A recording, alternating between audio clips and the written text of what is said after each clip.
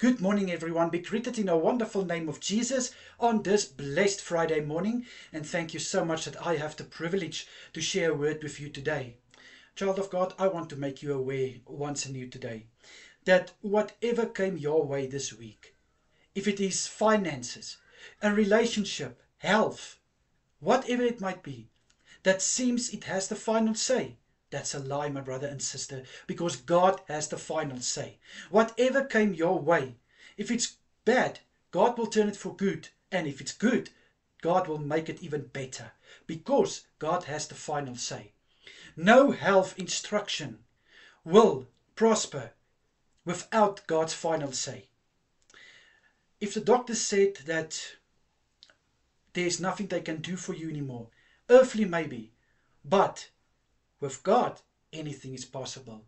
Finances that wants to get you down, that will not prosper because my brother and sister, God still has the final say.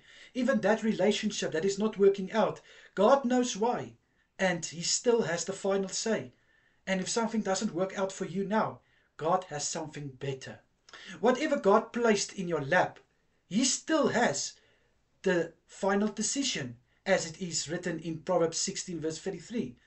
So my brother and sister, whatever happened to you this week that is not from God, just know one thing. Whatever it wants to do to you, God still has the final say, and He remains in control. Amen? Amen. Let me pray for us. Father, I pray, thank you so much that you're still in control. Father, thank you so much that we know whatever is in our lives, you have the final say over it. Thank you that we can serve such a good God. In Jesus' mighty name I pray. Amen and amen.